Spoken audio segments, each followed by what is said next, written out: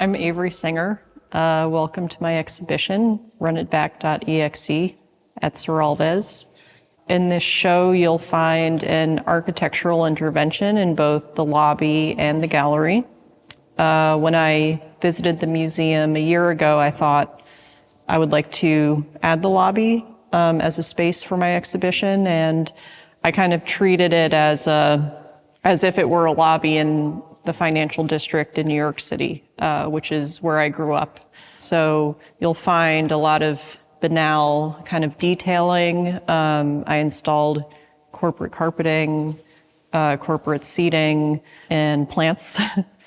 The lobby is a kind of introduction to the exhibition. So when you walk in, you start to get a sense of it architecturally. You meander about, and then as you walk into the museum to go to the gallery, you can see the two paintings that I've installed that are an intro to the kind of thematic content for the show.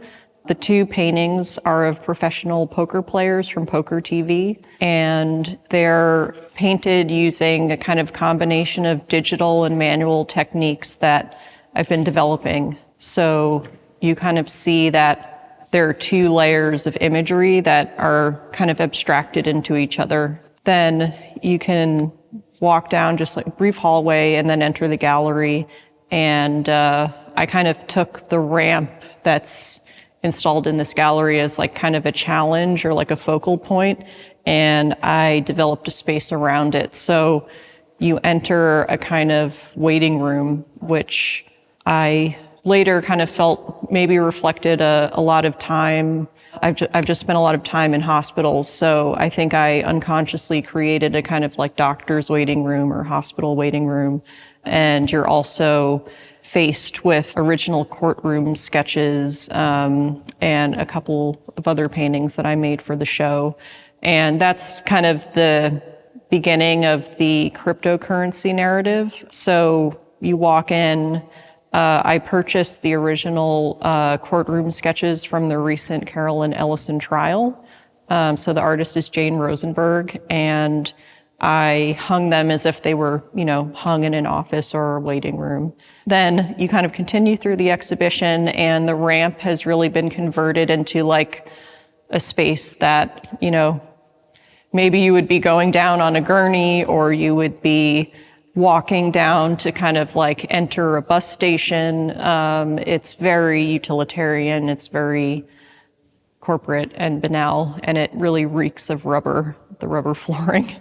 Then you kind of enter the final room of the exhibition, and in here I kind of played around with like thematic concepts around cryptocurrency and communities within cryptocurrency. And in my research for this exhibition, I reactivated an old Twitter account and kind of explored, what is crypto Twitter? And I kind of found it was a melange of really different and also kind of difficult and mysterious personalities. So they're kind of reflections of my experience within these sort of online communities. Alongside that, I also have paintings of friends of mine. So I have the Ethereans, which depict my two friends, James and Ashley, who are early Ethereum developers.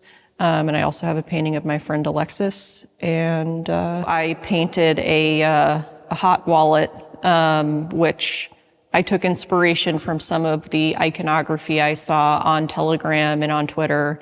And I just wanted to explore like the aesthetics of this online community of Solana meme coin gamblers, essentially. And yeah, lastly, I painted a portrait of Gigabyte, who was a European hacker. And I kind of felt compelled to represent poker playing and hacking because it was a common style that I saw kind of mesh together. And I was kind of curious as to what these archetypes meant within the space of crypto Twitter. And I also created a painting where I purchased models that are scans of people's heads, and I removed the eyes, and I have all of the eyes kind of reflecting my Twitter feed. And the narrative is they're kind of scanning Twitter and they're searching for the market maker. So the market maker was a pretty mysterious or shadowy institutional figure that I kind of kept trying to understand like what it was. And I never really got an answer. So the eyes just sort of like reflect the current state of my suggested Twitter. The painting also has a Bitcoin and an Ethereum wallet, and the QR codes are a part of the imagery. So you can access or view my wallet. The wallet is another way to invite a kind of historical narrative building into the painting, because it will, forevermore kind of proceed to accrue tokens and NFTs. And however the Bitcoin, Ethereum, and Solana networks are developed, the things that happen to this wallet will change over time, which reflects the way we kind of approach the narratives of painting when we look kind of back at them in maybe like 10, 20, 50, and 100 years in the future.